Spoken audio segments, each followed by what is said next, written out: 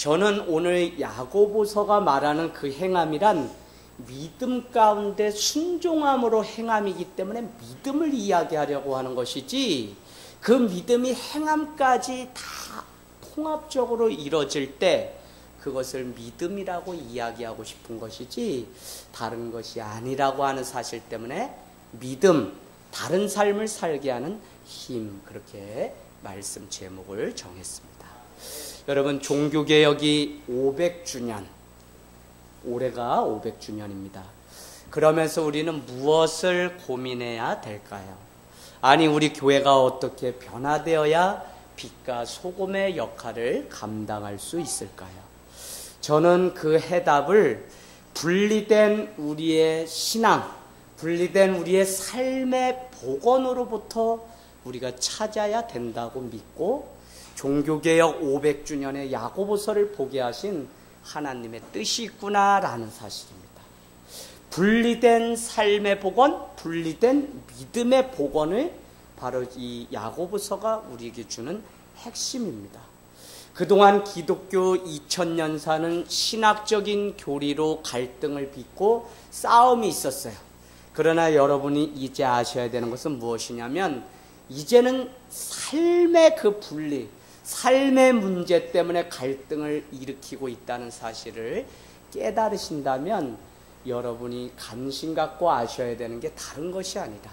어떻게 하면 우리가 들은 말씀, 어떻게 하면 우리가 아는 이 믿음대로 살아가는 삶의 회복이 있을 수 있을까 하는 것을 여러분이 고민하기를 원합니다. 여러분, 우리가 살아가는 세상에서 유행처럼 사용되는 단어가 무엇이라 그랬죠? 지난주에 이렇게 말씀드렸습니다. 입진보, 입은혜, 입영성. 이게 뭐라 그랬어요? 입으로만 은혜, 입으로만 영성, 정치인들은 입으로만 진보, 입으로만 개혁이라고 말하지만 차마 말한 대로 살아가는 그 삶은 그 안에 없다고 하는 사실을 제가 지난주 입진보, 입은혜, 입영성과 같은 단어로 말씀드렸어요. 그렇다면 또 한 가지의 단어가 있는데, 많은 사람들이 이야기하는 것 중에 하나가 무엇이냐면 따로따로 국밥이라고 하는 단어를 참 많이 씁니다. 따로따로 국밥이다. 그게 무엇이냐면 믿음과 행함이 따로따로, 세상과 교회가 따로따로, 그런가 하면 현실과 우리가 믿는 이 믿음의 영성이 따로따로 놀고 있다는 거예요. 그래서 우리가 오늘 주야 하고 외치고 살아내는 삶은 정작 그거와 달리 삶이 없다는 거예요. 믿는 만큼, 기도한 만큼 우리가 살아내는 삶이 회복돼야 되는데 그것이 우리 삶 가운데 회복되지 않기 때문에 오늘 우리는 따로따로의 이 국밥이다라고 하는 것들을 잘 귀담아 새겨야 됩니다. 여러분, 우리의 삶이 이중적이고 거짓과 속임수에 날마다 우리가 속아서 살아가기 때문에 우리 삶 가운데 찾아오는 것이 무엇이냐면 거짓이라는 게 찾아요. 우리가 믿는 만큼 살아내는 삶이 분리되었기 때문에 지금도 우리가 속임수에 넘어가는 삶을 살아간다는 거예요. 그래서 우리가 살아가면서 살아가는 그 삶이 간극이 좁혀주지 않으면 우리는 이중성의 노예로 살아가고 날마다 겉모습의 그 신앙만을 추구하면서 살아가요. 아, 저분 기도 많이 하는 분, 저분 헌금 많이 한 분, 저분 봉사 많이 한 분. 아니, 그게 아니라 봉사한 만큼, 기도한 만큼, 예배한 만큼 세상 가운데 살아내는 그 삶의 간극이 좁혀지지 않으면 우리는 자꾸 내 스스로를 속아 넘어가는 이중성의 노예로 살아간다는 거예요. 말은 그럴싸하게 하고 말은 그럴싸하게 하지만 차마 삶이 받쳐지지 않는 그것을 이야기하고 있는 것입니다. 여러분, 계속적으로 지난주에 말씀드린 세 가지 단어 기억나시죠? 우리의 신앙은 삶이라고 제가 말씀드렸어요. 우리는 많은 사람들이 지식에 대한 암, 그게 신앙이라고 생각해요. 일부일 뿐입니다. 또 신앙에 대한 동의도 어떻게 해요? 아, 내가 저 말씀에 동의합니다. 그것도 그냥 믿음의 일부입니다. 그렇다면 그 암과 동의와 그 다음에 알고 동의한 것대로 살아가는 삶이 우리 삶 가운데 있을 때 우리는 그것을 믿음이다, 신앙이다 라고 말씀드립니다. 그래서 여러분은 암, 동의, 삶이 총체적으로 분리되지 않고 하나가 돼서 우리가 살아가야지, 그렇지 않으면 여러분 이중성의 노예로 살아가요. 무슨 얘기냐? 주일 예배에 은혜 받고 우리는 교회 문을 나서는 순간 이미 다른 사람을 미워하고 시기하고 질투하면서 그렇게 속아 넘어간다는 거예요. 여러분, 그래서 우리는 변화를 꿈꾸고 말한 만큼 살아가는 삶이 오늘 야고보서가 우리에게 주는 도전입니다. 야고보서 1장은 우리가 잘 아는 것처럼 지혜를 구하라고 했고요. 1장 끝에는 뭐라 그랬죠? 18절에 진리의 말씀으로 우리가 나은 바 되었기 때문에, 진리로 나은 자는 22절에 가니까 말씀을 행하는 자가 되고 듣기만 하여 자신을 속이는 자가 되지 말라고 했습니다. 예배 가운데 말씀을 듣고 듣기를 좋아하고 삶이 없는 자를 말씀을 듣고 행함이 없어서 스스로 속아 넘어가는 자라고 그렇게 말씀하고 있다는 것입니다. 그런가 하면 2장은 참된 경건은 다른 것이 아니라 가난한 가부와 고아를 돌아보는 일이고, 특별히 2장은 어떻게 해요? 말로 다른 사람을 차별하지 않는 삶. 차별이 왜 중요하다 그랬어요? 차별하지 않는 삶이? 저기 한번 보세요. 2장 9절. 우리는 다른 사람에 대해서 조금 차별했을 뿐인데 하나님은 다른 것을 다 지켰다고 해도 우리를 어떻게 본다고요? 범법자라고 최종 심판을 한다는 거예요. 그래서 우리는 사람을 차별하지 말아야 돼요. 근데 여러분, 차별이라고 하는 단어를 가만히 생각해 보면 그 안에는 사실 뭐부터 출발하는 것이냐면 자기 욕심부터 시작하는 것이고, 또 뭐예요? 미움부터 이 차별이 시작됩니다. 그래서 우리는 우리 안에 예수 그리스도의 마음을 가지고 살아가는 일이 얼마나 중요한지 모릅니다. 더욱이 형제가 배가 고프고 일용할 양식이 없는 형제가 있는데 우리는 그를 향해서 그냥 평안히 가라라고 말을 한다면 16절, 2장 16절, 덥게 하라, 평안히 가라, 배부르게 하라고 하고 그 몸에 쓸 것을 채워주지 않는 삶이라면 우리는 어떤 믿음이라고요? 헛된 믿음, 헛된 경건, 죽은 믿음이라고 그렇게 17절은 말씀하고 있습니다. 그래서 우리가 잘 아는 것처럼 아브라함과 기생 라합의 믿음의 예를 지난주에 우리가 마지막으로 보았는데, 두 사람은 무엇이 중요하다 그래요? 두 사람은 왜 등장했어요? 뭐로 인해서 의롭다고 인정받았어요? 행함으로 의롭다고 인정받은 사람이라는 거예요. 우리가 잘 아는 믿음의 종상이라고 하는 아브라함은 믿음으로 의롭게 된 사람의 창세기 15장 9절인가에 보면, 그럼에도 불구하고 야고보 사도는 그가 믿음으로 순종하여 백세 얻은 아들을 드림으로 인하여 여호와 이레의 하나님을 경험하고 내가 내 독자 이삭이라도 나를 위하여 드리는 것을 보니 나를 진정 사랑하는구나 하고 그 행함을 보고 어떻게 했다고요? 의롭다고 인정을 했다는 거예요.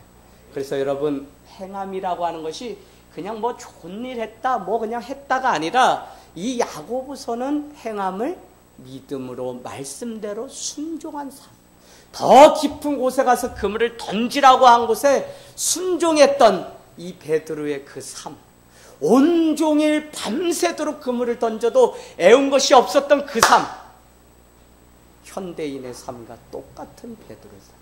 밤새도록 야근을 하고 이제 와서 좀 쉬려고 할 때 예수님이 찾아와서 다시 출근하는 그 형제에게 너는 더 깊은 곳에 가서 그물을 던지라고 했다는 거예요. 여러분, 밤새고 온종일 일을 한 사람에게 더 깊은 곳에 가서 그물을 던지라고 하면 그물 던질 힘이 있어요? 없어요. 그럼에도 불구하고 오늘 아브라함은 믿음으로 순종했고 베드로는 순종했다는 거예요. 그래서 아무것도 두르지 않고 다 버려두고 예수를 온전히 따랐던 그 삶을 우리는 잘 알고 있습니다. 여러분, 오늘부터 시작되는 이 3장, 지금까지는 다 잊어버려도 너무 중요해요. 이제 실천편이라고 보시면 됩니다.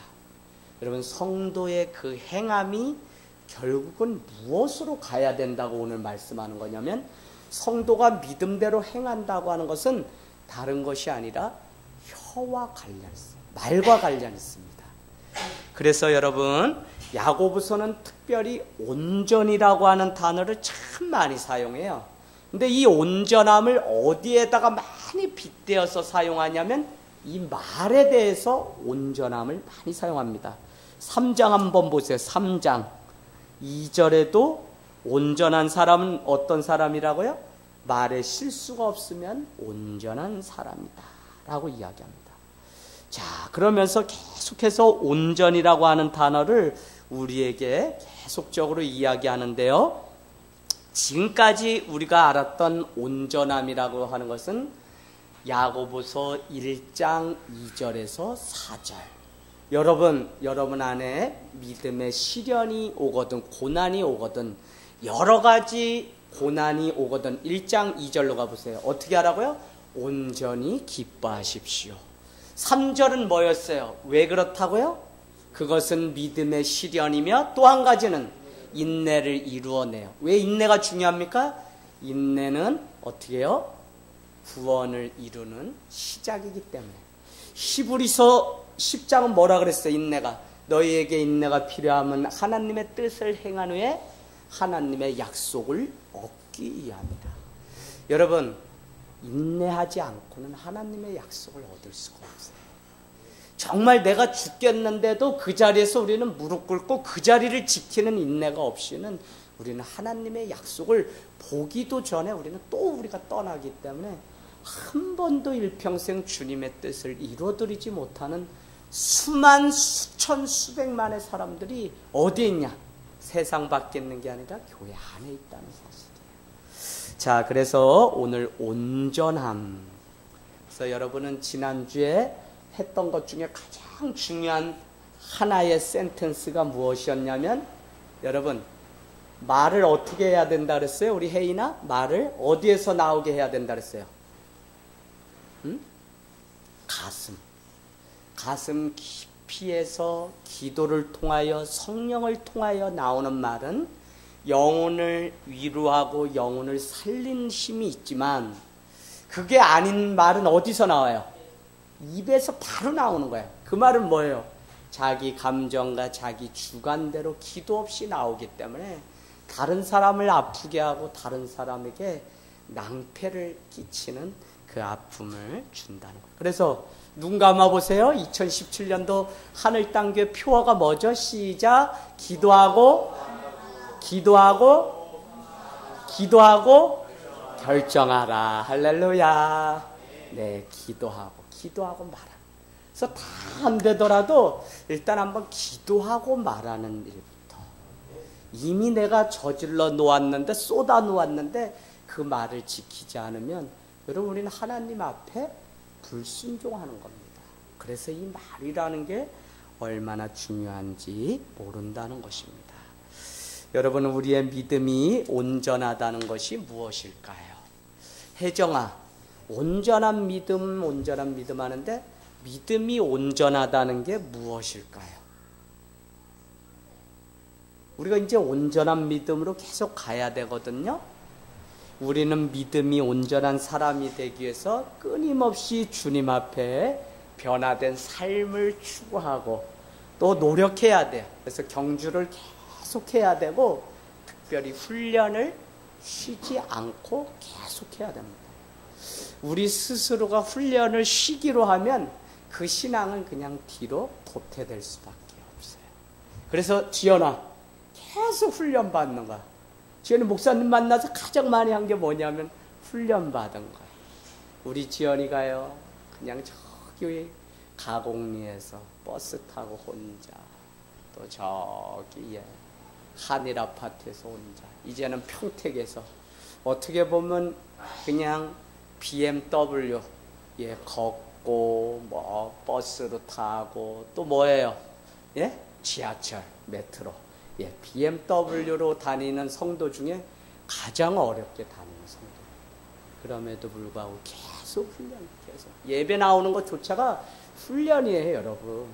예배 그냥 괜히 모이기를 힘쓰라는 게 아니라 이게 훈련이에요. 어떤 사람은 오늘 먹지도 못했어요. 어떤 사람은 피곤해요, 졸려워요.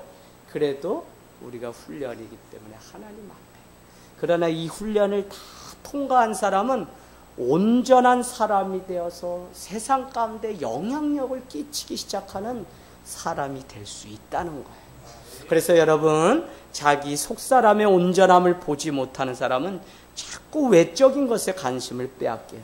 자꾸 나보다 더 큰 업적을 이룬 사람, 더 나은 사람과 교회도 우리의 삶도 비교해요. 여성들이 왜 불행하기 시작하냐? 친구 집에 갔다 왔더니 친구 남편은 저기 금호 타이어, 뭐 아시아나 항공 이런 데 다닌다네요. 그래서 제가 물어봤어요, 우리 청년한테. 야, 너 남편도 은행에 다니면 좋은 거지? 라고 했더니 아니요, 제가 고등학교 때만 해도 걔보다 제가 훨씬 공부도 잘했는데 결혼은 걔가 더 잘했더라고요. 여러분, 비교할 때부터 불행이 우리 삶 가운데 찾아오는 거예요. 하늘 땅 교회가 왜 귀하냐면 누구와도 비교하지 않기 때문에 그래요. 비교가 아니라 그 사람이 예수 그리스도 십자가 앞에 자기의 인생을 세우고 따라가는 그 삶을 부러워서 사모하고 나도 쫓아갈 뿐이지 그걸 비교가 아니에요. 옥하는 목사님이 자기의 삶을 다 주님을 위해서 드려도 아깝지 않은 제자로 살아간 그 삶이 있기 때문에 그분을 흠모하고 좋아하는 것이지 그분이 이룬 교회가 크기 때문에 그것을 부러워하는 것이 아니라고요. 왜 예수 그리스도의 그 십자가 그것을 보고서 우리가 쫓아가고 사모해야지, 정작 본질과 믿음을 추구한다는 우리가 눈에 보이는 그것만을 쫓아가고 비교해서 우리의 삶의 전부를 빼앗기냐는 거예요. 그 사람에게 찾아오는 것이 불행입니다. 그래서 성도는 마지막에 누군가에 의해서가 아니라 성도가 자기의 정체성과 가치관을 스스로 잃어버리기 때문에 혼탁한 세상에 우리가 떠밀려 쓸려 가는 거예요. 마치 그냥 태풍이 오고 홍수가 일어서 그냥 더러운 것들이 다 저기 강에 바다로 다 흘러가는 것처럼 믿음의 견고한 이 열매가 없게 되면 쭉정이는 다 떠내려가게 마련이라는 거예요. 그래서 여러분, 우리가 믿음으로 온전한 사람으로 살아가는 일이 너무 중요합니다. 야고보 사도는 지금까지 온전함을 이루라고 말하는데 1장 2절 4절 제가 말씀드렸습니다. 시험 가운데도 온전히 인내를 이루고 온전히 기뻐하라. 2장은 온전하다는 것을 말과 연관시켜서 2장에 보세요. 2장에 뭐라 그랬죠? 2장 19절에 여러분, 부디 듣기는 먼저 하고 말하기는 더디 하십시오. 더디 하십시오. 또 뭐라 그래요? 여러분, 26절에 여러분, 혀에 재갈을 물리지 않으면 그 사람은 스스로 아무리 경건하다고 해도 그 사람은 이미 경건한 사람이 아닙니다. 여러분, 우리가 가장 많이 듣는 말이 뭐예요? 아이고, 저 사람은 참 말로 자기 복을 다 까먹는다, 이런 소리 많이 하시죠, 어른들이. 그래서 오늘 말씀 제목도 인생은 다른 게 아니에요. 자기 말이, 자기 인생, 말이 자기 인생이라고 그렇게 우리가 오늘 말씀을 정해놓고 보는 겁니다. 아니, 무슨 말이 자기 인생입니까, 목사님? 아니요. 그 사람이 말을 하는 것을 보면 그 인생이 어떻게 가는지를 우리는 알 수 있어요. 그래서 여러분이 힘들고 지치고 피곤하고 어렵고 곤비하여도 나는 주님이 주신 비전과 꿈을 가지고 간다고 늘 말을 할 수 있는 삶을 살아야 돼요. 우리의 사랑하는 자녀들이 공부를 좀 못하고 뭘 못해도 그 아이를 향해서 늘 축복의 말을 해야 되는 이유가 있다면 우리의 말이, 부모의 그 믿음의 말이 그 자녀를 다시 일으켜 세우는 능력이 있기 때문에. 그래서 여러분이 5월 달에는 배우자를 향해서 당신이 최고야, 당신에게 감사해라고 하는 그 고백들이 풍성해지기를 원합니다. 여러분, 말을 다스리는 능력이 온전한 사람의 첫 번째 특징입니다. 말을 다스릴 줄 아는 사람이 온전한 믿음의 사람의 첫 번째 특징이에요. 그래서 여태까지 온전함에 대해서 계속적으로 말씀하고 있습니다. 자, 오늘 말씀 2절이에요. 이제 짧습니다. 여러분, 초대교회 당시에는 많은 은사가 나타났어요. 하늘 땅 교회도 개척하고 치유의 은사부터 많은 일들이, 심지어는 돈 보증금이 없어서 날마다 울었죠. 이 건물을 계약만 해놓고선 계속 10바퀴고 20바퀴고 전도사님하고 계속 돌았죠. 여러분, 그러다가 또 이렇게 물질에 채워지는 응답도 저희가 받았습니다. 가르치는 은사, 병 고치는 은사, 영분별의 은사, 많은 은사가 있지만 고린도전서 13장 1절은 많은 은사 중에 뭐라고요? 많은 은사 중에 사랑의 은사가 최고다라고 말씀합니다. 그런데 여러분, 초대교회 많은 사람들이 은사를 사모했는데 그들이 사모하는 은사 중에 최고는 뭐였냐면 가르치는 교사의 은사였어요. 오늘 선생의 은사. 왜요? 율법사가 되거나 가르치는 교사가 되면 사람들이 그를 추앙하고 존경하기 때문에 많은 사람들이 교사가 되고 싶었어요. 최지연 우리 성도님, 지금도 그죠? 교사는 괜찮은 직업이에요. 아주 좋죠. 그래서 많은 사람들이 그 어려운 고시를 보고 막 교사가 되고. 자, 그런데 문제는 어디에 있냐면 가르치는 은사를 좋아하는 많은 사람들 안에 문제가 생겼는데, 그것은 잘못된 교리를 가르쳤던 베드로서와 유다서와 같은 거짓 교사를 조심하십시오라고 했던, 왜요? 그들은 거짓 교리, 거짓 복음을 가르쳤기 때문에 조심하라고 했는데, 이 야고보서에서 조심하라고 거짓 교사를 이렇게 뭐라고 말씀하는 이유는 거기에 있지 않아요. 잘 가르치고 잘 교리를 이렇게 전하지만 그들의 가르침은 한낱 공허하다는 거예요. 여러분, 이제 눈치채셨죠? 왜 공허하다고 그렇게 말씀하고 있는 걸까요? 교리에 틀린 것은 하나도 없지만 그 교사들이 가르치는 그 가르침은 삶과 너무나 동떨어진 분리된 행함이 없는 가르침이기 때문에 많은 사람들을 오히려 도전을 주는 것이 아니라 공허하게 만들었다는 거예요. 여러분도 말씀 듣고 우리가 신앙생활하면서 때로는 이 말씀을 듣고 공허해서 돌아갈 때가 있어요. 화려한 언변, 좋은 좋은 영상을 보아도 좋은 것 같은데 교회 문을 나서면서 내 마음에 아무것도 남지 않는 공허할 때가 있어요. 목회자도 내가 말씀을 은혜 받았다고 전했는데 정작 다 성도들을 보내놓고 혼자 이 예배당 안에 남아있으면 공허함이 찾아올 때가 있어요. 왜 그래요?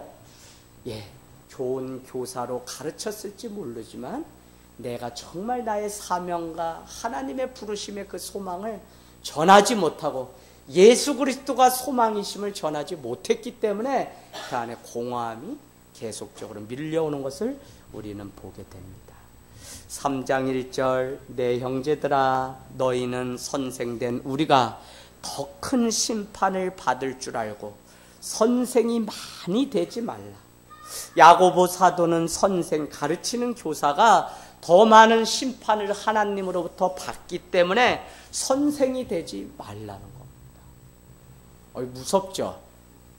무서워요.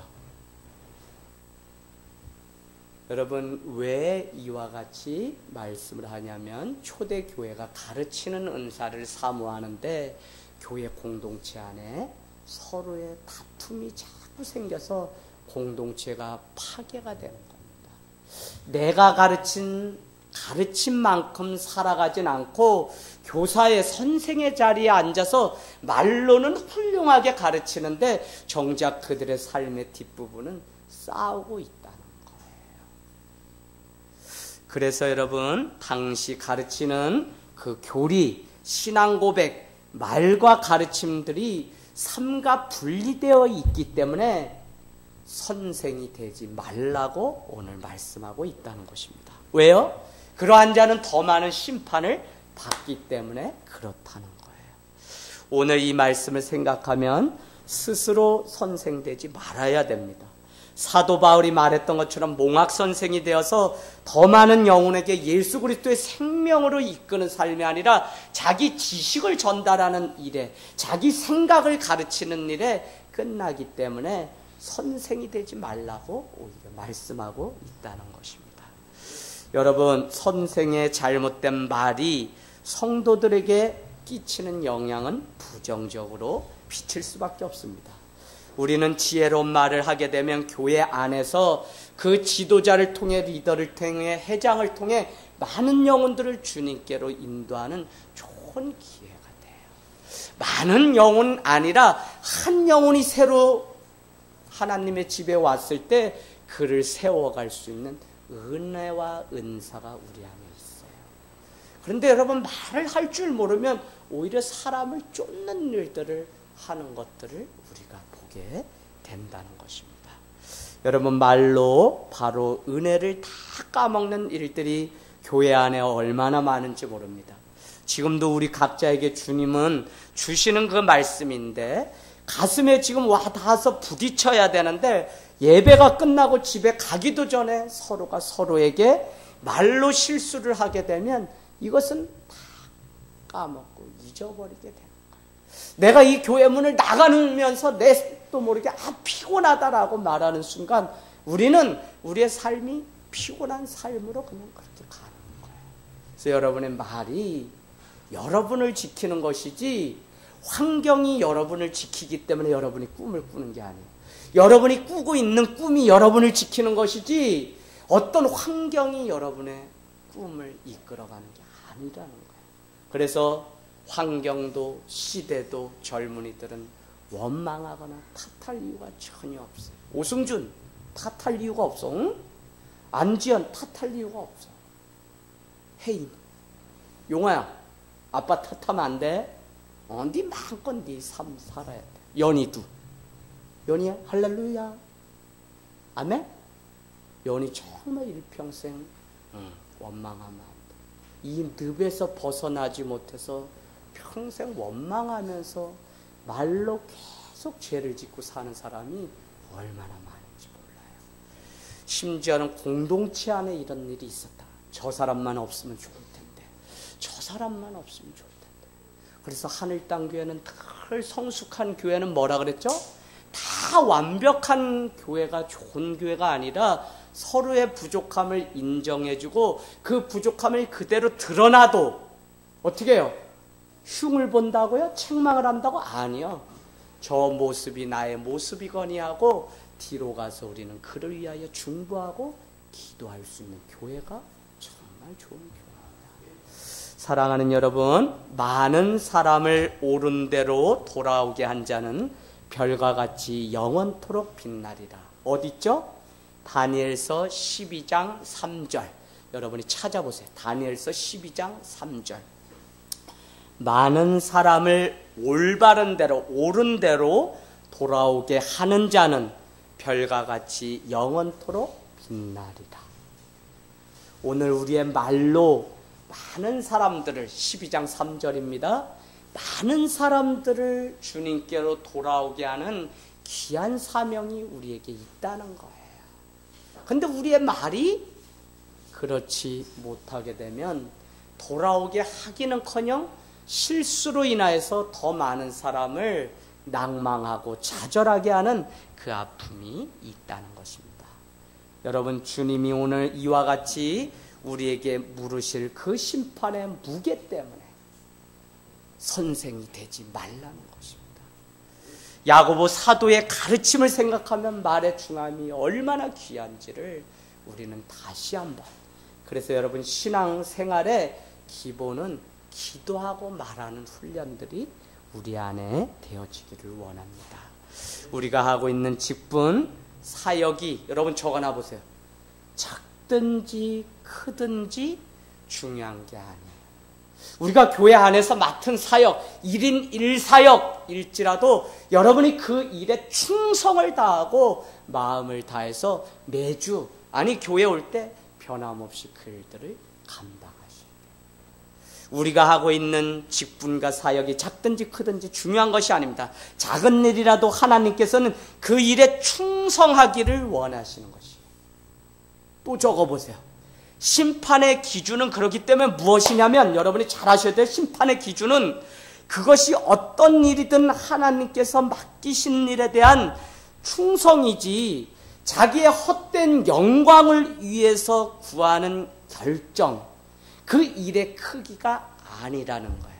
일의 크기가 아니라 충성했는지 아닌지, 그 일이 크든지 작든지 오늘 내게 주어진 일에 충성했는지 안 했는지가 심판의 기준이지, 내가 나의 유익을 위해서 큰 일을 쫓아가고 작은 일을 소리했다면 그것은 심판의 대상이 된다는 겁니다.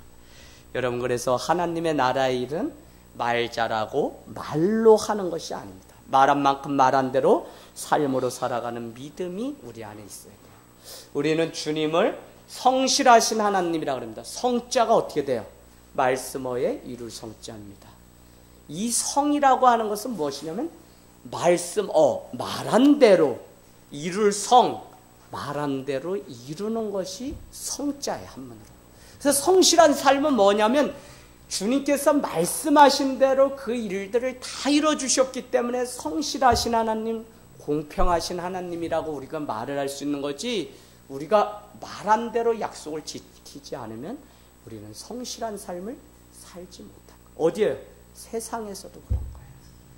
자, 저는 늘 하나님께 이렇게 기도하며 사역합니다. 무엇을 달라고 기도하기보다 하나님, 받을 만한 그릇이 되게 해달라. 또 그것을 주시면 우리가 잘 관리할 수 있도록 우리가 기도합니다. 그래서 여러분이 아시다시피 다 낡은 은혜, 그레이스 봉고차를 끝까지, 그래서 뭐 닦고 기름칠하고 늘 그렇게. 그래서 여러분이 봉고차 안에, 승합차 안에 쓰레기 하나조차도 가지고 제가 내리는 훈련들을 얼마나 잔소리하면서 했는지 몰라요. 현대인들은 이 작은 일에 너무 소리하면서 신앙 하니까 작은 일에 충성하지 않으면서 큰 일을 못해요. 오늘 내가 내 자신을 쳐서 복종하지 않으면서 어떻게 한낱 주님 앞에 순교하겠다고 입으로만 말을 합니까? 절대 순교는 그렇게 하는 게 아니에요. 여러분, 순교가 우리 앞에 기다리고 있어요. 다른 것이 아니라 믿음을 끝까지 지키는 것이 순교인데, 그것은 날마다 우리에게 주어지는 그 삶에 우리는 날마다 순종하는 거예요. 그래서 교인들을 그렇게까지 훈련시키고 막상 그 차가 중단되어서 폐차시키고 돌아올 때 얼마나 마음에 찡하고 눈물이 제 안에 있었는지 모릅니다. 저는 여러분, 돈이 없어서 하나님의 일을 안 하는 것이 아니라 우리의 태도가 성숙해져야만 우리는 어떤 차를 주셔도 우리가 잘 관리할 수 있는 거지. 봉고차 좋은 거 줬다 그래서 우리가 관리할 수 있는 게 아니다. 승준아, 차 타면 너가 있는 자리 의자 눕힌 것도 바르게 놓고, 또 너가 했던 쓰레기도 가지고 내리고, 이게 생활화돼야 돼요. 여러분, 늘 여러분의 가정 안에서든지 어디서든지 여러분 신앙생활을 그냥 교회 다니는 것으로만 여러분이 국한시키면 여러분 삶의 변화가 없게 돼요. 그러면 오늘 선생이 되는 자로 우리 삶은 바치게 돼요. 여러분, 우리가 임원을 맡겨놔봐도 헌신이나 순종은 정작 본인은 안 하고 말로만 자꾸 사람들을 조종하려고 하는 게 얼마나 있어요. 저 우리 김혜인만 해도 벌써 다 알아요. 제가요, 수진이고 누구고 이미 마음고생 애들 때문에 다 해보내요. 그리고는 결론 한 가지 저랑 내렸어요. 목사님, 내가 힘들어도 내가 죽고 내가 같이 하자. 애들 컵 닦는 거 찡찡대고 우니까 결국은 다 기도하고 말한 거예요. 청년교회가 청소년교회와 그러면 같이 조를 이뤄서 할 테니까 우리 계속 이 일을 해보자. 여러분, 뭐 혜인이가 할 사역이 없어요? 있어요. 그래도 또 하는 거예요.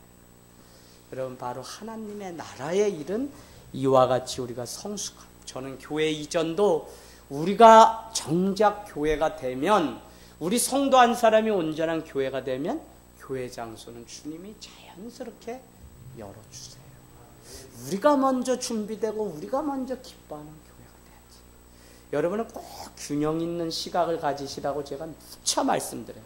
잘못된 편협한 신앙 가지고 소위 튄다고 하는, 소위 교회 목회도 해보지 않은 분들이 그냥 신학교 나왔다고 해서 페북이고 어디고 막 올리는 글에 혐오돼서, 또 유튜브와 같은 잘못된 비판한 것에 혐오돼서 신앙을 잃어버린 사람이 얼마나 많은지 몰라요. 그 중에 한 가지, 뭐 새벽 기도 없애야 된다, 11조 없애야 된다, 뭐 많은 거 다 얘기해도 좋아요. 오늘 가장 잘못된 교회론이 무엇이냐면 우리가 교회다. 맞아요, 틀려요? 우리가 교회다, 맞아요, 틀려요? 맞죠. 그런데 우리가 교회이기 때문에 여러분, 이 건물로서 이 모이는 이 교회는 아무것도 아닙니다 라고 말하면 맞아요, 틀려요? 틀려요. 그것을 보실 수 있어야 돼요. 소위 잘못된 분이면 분일수록 우리가 교회이기 때문에 내가 가서 아무 데서나 예배 드리면 그것이 주일 예배고, 그냥 뭐 이렇게 말하는 분들이 아직도 한국교회 안에 너무 많아요. 여러분, 지금 이 하늘땅교회 이 건물, 예, 교회는 아니라고 말을 한다고 해도 모여있는 사람들이 교회이기 때문에 교회예요? 아니에요. 교회예요. 건물로서 보이는 교회라고요. 그러면 더 중요한 것은 무엇이냐면, 주님을 우리가 사랑한다고 하면 교회를 뭐라 그래요? 주님의 몸된 교회라고 말씀해요. 주님의 몸된 교회가, 우리가 주님의 몸된 교회고, 이거 주님의 몸된 교회로서 주일이면 콩그리게이션, 회중교회로 모여서 우리가 예배를 드려요. 그러면 교회를 사랑한다, 주님을 사랑한다가 왜 중요하냐면, 눈에 보이는 주님을 사랑하는 것이 뭐냐면 주님의 몸된 교회인 이 교회를 사랑하는 거예요. 그래서 여러분, 많은 사람들이 무슨 신앙 좋다 뭐하다 하면서 교회와 상관없이 개인 신앙만 좋은 이기주의에 빠져서 공동체성이 다 훼손된 것이 오늘날 교회의 아픔이에요. 더 적나라하게 말씀드리면, 하늘땅교회는 금요일날 모여서 저희가 끝나고 같이 빗자루를 잡고 어린아이까지 다 교회 청소를 해요. 언제? 줄 준비를 하는 거예요. 왜 굳이 이 훈련을 우리가 하는 거죠? 주님의 몸된 교회를 정말 손님처럼 다니는 게 아니라 내가 주님의 몸이잖아요. 주님을 사랑하기 때문에 이 교회를 또 청소하고 닦고 누가 오든지 불편하지 않도록 준비하는 이 일이 같이 손에 손을 얹고 이뤄가야지 그게 아름다운 교회지. 그 사실을, 그래서 여러분, 하나가 중요하다면 왜 이게 중요하다고 했는지 그 반작용을 기억하고, 이전 건도 중요한데 뭔가를 잘못했기 때문에 이것이 잘못됐다는 걸 이해하고, 이것도 중요하고 이것도 중요하다고 가르쳐야 돼요. 종교개혁, 베드로 성당을 지으면서 자꾸 행함의 신앙이 어떻게 갔냐면, 면죄부를 사고 그냥 베드로 성당 짓는 앞에 헌금한 안에 우리가 돈을 넣는 순간 쨍그랑하고 동전잎이 뒤집히는 순간 연옥에 있는 사람들, 자기 부모가 구원을 얻는다는 것으로 잘못 호도되었어요. 그러면 주님 앞에 드린다고 하는 이것 자체는 나쁜 게 아니라고, 이거는 지키면서, 그러나 이것을 잘못 역이용해서 면죄부를 팔거나 무슨 구원을 얻는다고 사칭해서 이렇게 하는 것은 우리가 극복하자고 하는 차원에서 오직 의인은 믿음으로 말미암아 산다고 하는 교리가 더 강조되었다. 그리고 이것도 중요하고 이것도 중요한데, 이전 것에 잘못된 것을 벗어버리려고 해서 두 가지를 다 귀하다고 해야지. 한국교회가 왜 이렇게 됐다 그랬어요? 교회는 중요한데 가정은 중요하지 않다고 가르쳤어요. 그러면 어떤 사람은 이렇게 얘기해, 가정은 중요한데 교회는 중요하지 않다고 가르쳐요. 잘못된 거라고요. 교회도 중요한데 지금까지 계속 교회만 머물게 하는 신앙으로 바꿔놓았기 때문에 가정도 중요하게 여겨야 된다고 해서 이 가정과 교회를 다 중요하다고 해야지, 이게 여태까지 그랬다 그래서 이건 이제 버리고 이제 가정만 중요하다 해서 가정으로만 돌아가려고 하고, 난 예배, 주일 한 번만 예배 드리고 없어요. 나는 가정 지켜야 돼. 잘못된 신앙이다. 하나님 아버지가 중요한 만큼 육신의 아버지도 중요하다고 가르쳐야 된다고요. 그런데 언제부턴가 교회는 지금까지 계속 하나님 아버지에게만 충성을 요구했지 육신의 부모 가장 가까운 이웃에게는 함부로 해서 믿는 사람일수록 부모를 함부로 하는 일들이 많았다. 그러면 하나님 아버지 이제 중요시하지 않으면 안 되는 게 아니에요. 여전히 중요시하고 육신의 아버지도 중요시. 여러분 이 균형 감각이 오늘날 교회 안에 너무 떨어졌어요. 그래서 왜 그렇게 말을 했는지 그 깊은 기절을 보고 우리가 같이 말을 하는 균형적 감각이 너무 중요합니다. 자, 2절 말씀 읽고 마치겠습니다. 우리가 다 실수가 많으니 만일 말에 실수가 없는 자라면 곧 온전한 사람이라 능히 온몸도 굴레를 씌우니라. 여러분 우리는 다 말에 실수가 많다고 전제했어요. 그만큼 말하는 것이 어렵다는 거예요. 오죽하면 말에 실수가 없는 자면 온전한 사람이라고 오늘 말씀하고 있겠습니까? 그래서 우리는 자기가 하는 말을 어떻게 말할지, 어떤 말을 어떤 식으로 해야 할지를 잘 분별하고 통제할 수 있는 능력도 우리에게 있어요. 내가 같은 말을 형제에게 해줄 때도 이 말을 어떤 식으로 어떻게 해줘야 되는지 하나님의 지혜를 구하고 해야지 그러지 않게 되면 우리가 아무리 좋은 권면과 위로도 그 사람의 마음을 상하게 할 때가 있어요. 그래서 여러분이 말이 너무 중요해요. 그런데 이 말을 온몸에 비유했어요. 온몸. 여러분 온몸에 중추신경이 다 있어요. 그래서 온몸은 어떻게 해요? 우리 온몸에 사지 모든 것을 움직이는 열쇠가 이 온몸 안에 있습니다. 온몸 안에. 그렇다면 말이 바로 우리의 삶을 형통하게 돌리는 열쇠와 같이 만약에 그것이 되지 않으면 우리를 굴레로 씌워서 우리를 꼼짝 못하게 하는 것이 또 말이 된다는 거예요. 여러분 그렇죠? 누구와 말로 인해서 아픔을 겪고 말로 인해서 상처를 입고 하면 집에 가면 편히 못 자잖아요. 당장 아내와 아이와 무슨 말로 옥신각신해도 우린 잠을 못 자요. 그죠? 리더가 돼보면 그거 더 많이 체험하죠. 아니 바른 말을 해줬는데도 뭐 못 듣는데 그지? 그래서 우리가 또 풀고 내가 아까 했던 얘기가 이런 얘기야. 이제 이해했니? 왜 그래요? 말이 온몸을 씌우는 굴레와 같은 것이다. 그래서 여러분이 말을 지혜롭게 하면 그 사람은 온전한 사람이 됩니다. 우리 이 시간 손을 입에다 한번 이렇게 대보세요. 네, 말하지 말라고 이렇게 하는 게 아니라 하나님, 보세요. 모세가 내가 바로 앞에 갈 수 없다 그럴 때 내가 내 입에 할 말을 넣어주겠다고 말씀했고, 또 누가 그래요? 이사야가 가라 그랬더니 나 도저히 입술이 부정해서 못 가겠습니다 그랬더니 뭐라 그래? 주님이 제단 숯불로 뒤져서라도 내가 사용할 테니 넌 가라 그랬더니 주님 내가 여기 있나이다 나를 사용하소서. 우리 여러분 우리 1분만 하나님 입술이 이 가슴 깊이에서 성령을 통해서 나오는 말, 그냥 힘드니까 어려우니까 그냥 죽겠어요 못하겠어요 뭐 이런 게 아니라 여러분이 정말 내가 어떻게 이 말을 해서 영혼을 살리고 내가 어떻게 이 말로 순종해서 부모님을 기쁘게 하고 또 친구를 기쁘게 할 수 있는지 우리 여기다가 손 대고서 한번 1분만 기도하고 마치겠습니다.